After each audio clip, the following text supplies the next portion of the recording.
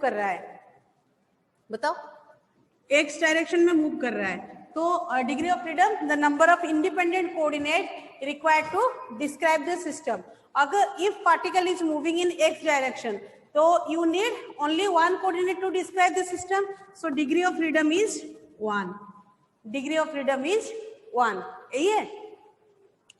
Yes ma'am. अच्छा बेटा, इसको अगर मैं फॉर्मूला में पुट करूं, है ना, इसको अगर मैं फॉर्मूला में पुट करूं, फॉर्मूला मेरा क्या था, F is equal to ND minus K. तो बेटा पार्टिकल आपका मूव कर रहा है, एक है, एक डायरेक्शन में मूव कर रहा है, एक्स एक्सिस पे ये मूव कर रहा है. Suppose this one is the x axis, ठीक है.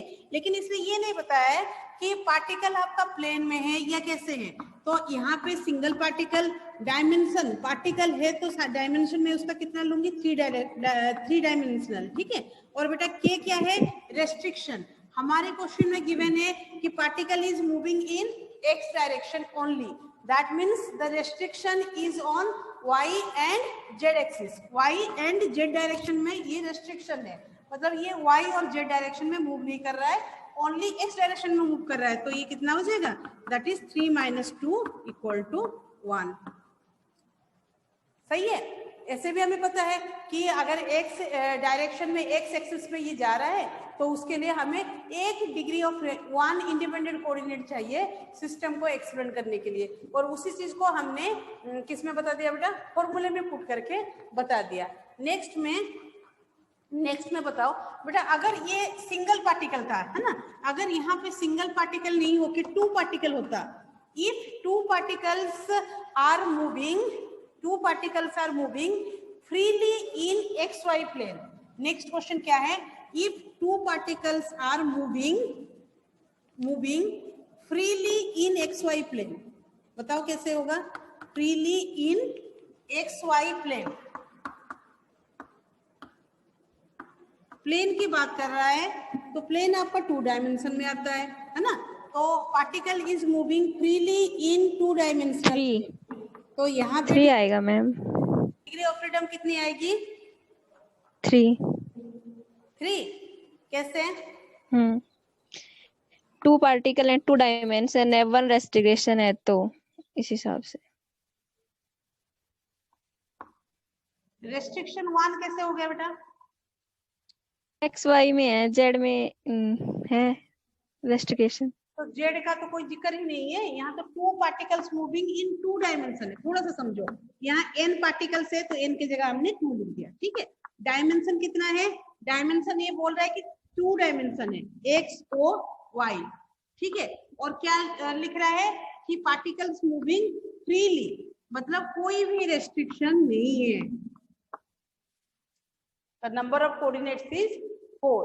और ऐसे भी बेटा अगर हम सिंपली करें, सपोज ये पार्टिकल ए है, पार्टिकल बी है, ए को एक्सप्लेन करने के लिए आपको कौन सी कोऑर्डिनेट की जरूरत पड़ेगी. सपोज मैंने इसको ले दिया x1 y1, और बी को एक्सप्लेन करने की आपको कितनी कोऑर्डिनेट की जरूरत पड़ेगी, सपोज मैंने दे दिया किसी पोजीशन पे x2 y2, तो नंबर ऑफ कोऑर्डिनेट्स आपके कितने हो गए, 4 हो गए. ठीक है, क्लियर है ना, बताओ मैम. हाँ के की वैल्यू 0 कैसे ली आपने, ये फिर बताना.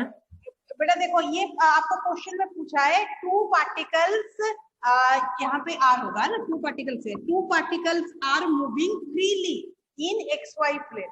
मतलब इसने 2 पार्टिकल को लिया है और एक्स वाई प्लेन लिया है, ठीक है. तो एक्स वाई प्लेन में आपका कितने एक्सिस है, 2 एक्सिस है, एक्स एक्सिस और वाई एक्सिस. और उसने क्या बोला, हाँ इसने क्या बोला बेटा कि ये फ्रीली मूव कर रहा है. फ्रीली मूव कर रहा है मतलब इसके ऊपर कोई रेस्ट्रिक्शन नहीं है. रेस्ट्रिक्शन नहीं है तो आपका के क्या होता है, कंस्ट्रेंट होता है, तो ये 0 हो गया. 2 × 2 = 4. बेटा अगर आप लोगों को याद हो, ये क्वेश्चन मैंने आपको क्लास में भी करवा रखा था जब हम यस मैम जब हम क्लासिकल मैकेनिक्स में तुम्हें करा रही थी, तब भी मैं ये क्वेश्चन तुम्हें करा रखी हूँ. ठीक है, ठीक है ma'am. 2 particles are moving on the surface of a sphere. Next question में 2 particles are moving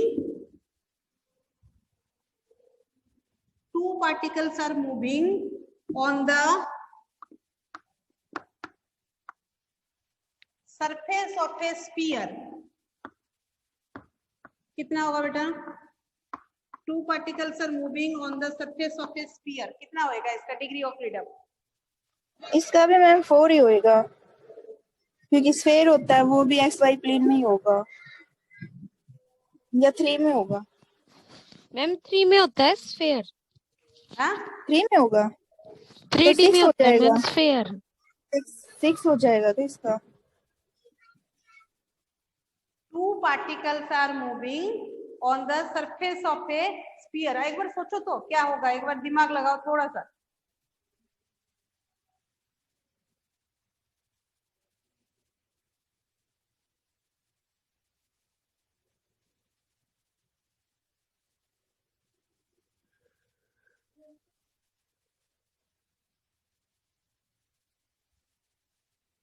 बेटा देखो स्फीयर है तो साफ सी बात है 3 डायमेंशनल में है ना, साफ Yes, सी ma'am. बात है। F is equal मैम इसमें 6 तो नहीं आएगा क्योंकि ये फ्रीली मूविंग नहीं है ना, इस बात पे कुछ ना कुछ। इसका कंसिस्टेंट कितना होगा, बस यही एक क्वेश्चन है। बाकी ये दो तो तुम्हें सबको क्लियर होगा है ना, कि पार्टिकल्स आपका 2 है, डायमेंशन आपका 3 है ना। स्फीयर है 3 डायमेंशन में, पार्टिकल है आपका 2 पार्टिकल्स है 6 है। बेटा ये पूछ रहा है कि के कितना होगा, कंसिस्टेंट कुछ होगा क्या? बेटा देखो अगर 2 पार्टिकल्स 3 मैम। 3 होगा, हाँ यस मैम 3D के अंदर है मैम, ये तो एक्स वाई जेड तीनों की वजह से ही होगा।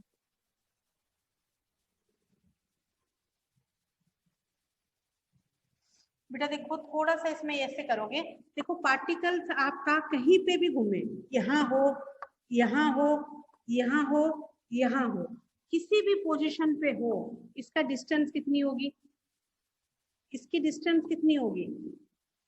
सेम रहेगी मैम, हाँ सेम रहेगी। सेम रहेगी मैम। सेम ही रहेगी है ना। अगर ये है R1 रहेगा, ये रहेगा R2, ठीक है ना। अगर पार्टिकल आपका कहीं पे भी मूव करे है ना, लेकिन इसका जो डिस्टेंस होगा ये क्या होएगा, it is always remain constant R1 and R2।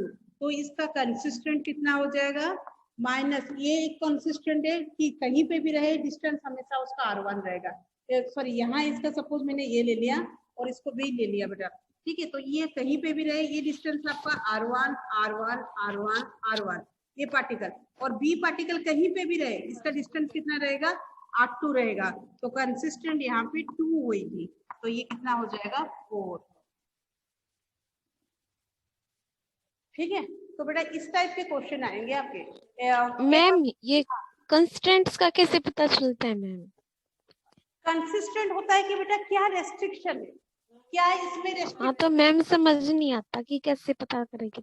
बेटा वो है कि देखो अब जैसे पार्टिकल फ्रीली है, एक पार्टिकल अगर फ्री है तो उसके ऊपर कोई रेस्ट्रिक्शन नहीं है। जैसे आपका वो वाला क्वेश्चन था कि ये particle is moving freely in 1 dimensional, sorry in 2 dimensional, और 2 डायमेंशनल प्लेन में हमने किया था ना। तो सपोज ये पार्टिकल है XOY है ना, ये फ्रीली घूम रहा है, तो इसका पोजीशन यहाँ यहाँ यहाँ यहाँ यहाँ यहाँ कोई भी कहीं पे भी हो सकता है, इसके ऊपर कोई रेस्ट्रिक्शन नहीं है। उस जगह पे हम रेस्ट्रिक्शन की जगह पे क्या कर दिए, 0 पुट कर दिए। अब जैसे बेटा ये वाला क्वेश्चन है, इस वाले क्वेश्चन में ये दिए रखा है कि अगर पार्टिकल आपका सरफेस में घूम रहा है, ठीक है, सरफेस ऑफ स्फीयर पे घूम रहा है, बेटा सरफेस ऑफ स्फीयर पे अगर ये घूमेगा कहीं पे भी जाएगा, उसका डिस्टेंस क्या होएगा, R1 होएगा। R उसका क्या होगा, कांस्टेंट डिस्टेंस है। ये अगर सरफेस पे घूम रहा है और ये मेरा अगर सपोज सेंटर है, ठीक है, सेंटर में अगर मैंने इसको लेके कहीं पे भी इसको प्लेस कर रही हूँ, तो ये डिस्टेंस कितना रहेगा मेरा, R रहेगा, R रहेगा, R रहेगा।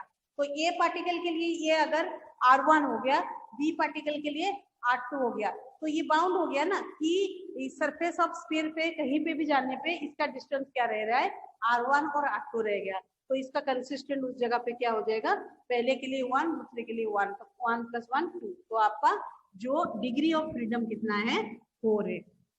अच्छा सिंपल पेंडुलम वाला केस मैंने तुम्हें बताया था, सिंपल पेंडुलम वाले केस में आपका डिग्री ऑफ फ्रीडम कितना होता था, what is the degree of freedom for simple pendulum? बताओ बेटा। सिंपल पेंडुलम वाले केस में भी दो केस है।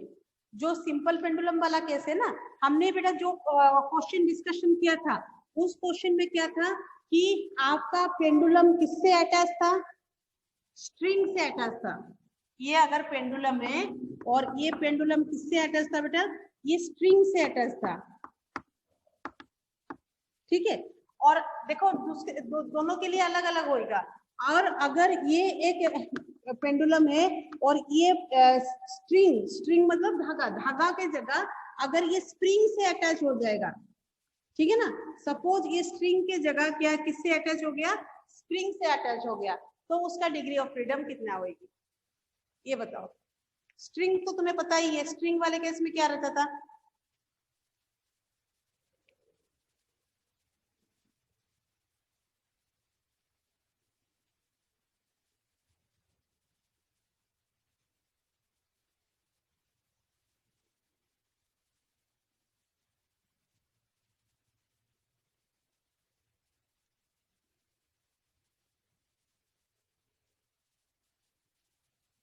हाँ जी।